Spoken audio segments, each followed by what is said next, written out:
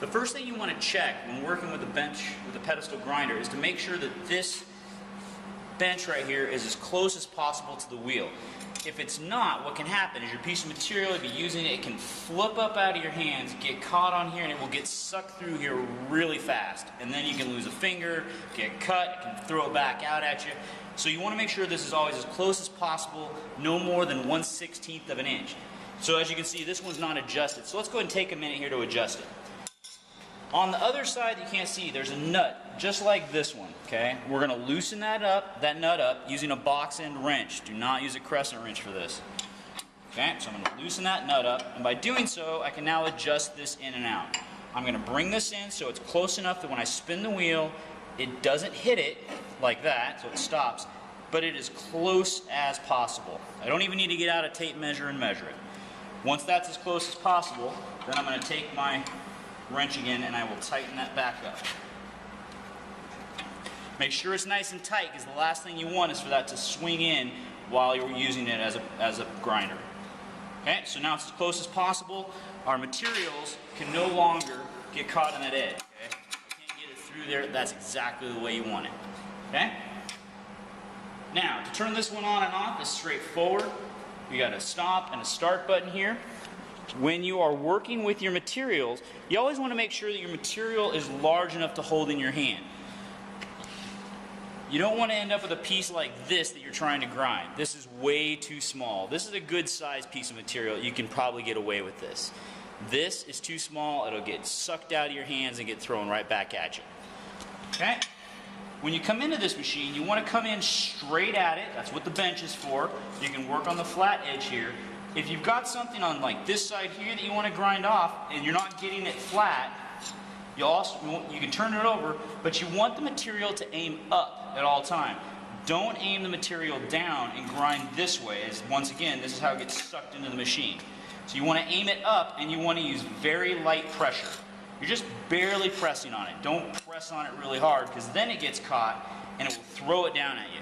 Okay, which brings me to another safety point, which is always stand off to the side of the machine, never directly in line with it. So when this piece of material gets thrown off, it's going to miss you. You get standing right here, you can see what's going to happen, and this is not good. All right, so I'm going to go turn this on and show you a little bit of grinding. Always let it come up to full speed. If you try to start too early, it actually damages the machine. So let it come up to full speed before you start grinding. Okay, so I'm just going to put a little, I'm going to take this edge right here and I'm going to smooth this out a little bit. Okay, I'm going to keep my hands away from it. You'll also notice that I'm not wearing gloves. Okay, you really don't want to have anything that can be caught in this machine. So gloves are a no-no when working with your grinder. Okay, just going to press lightly, never press too hard.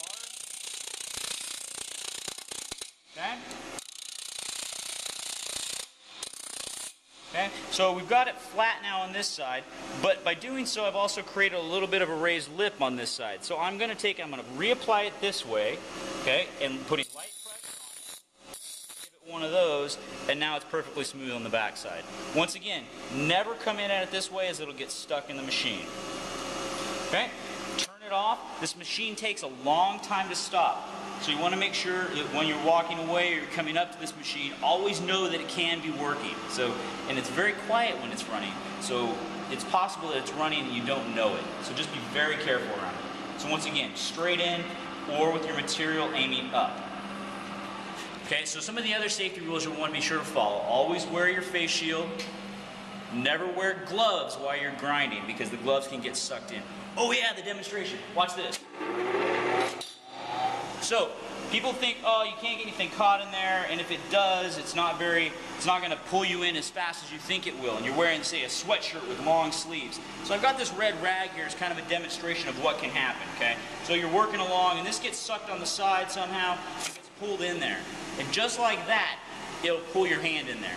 And unfortunately for you, the sweatshirt won't come apart like that. It'll pull you right in. So keep all sweatshirts. If you've got a sweatshirt with the pull string on it, make sure those are tucked inside. If you've got long hair, make sure it's pulled back into a ponytail or it's pulled back into a hat, so that it's no possibility that that can get sucked up inside there. Spent.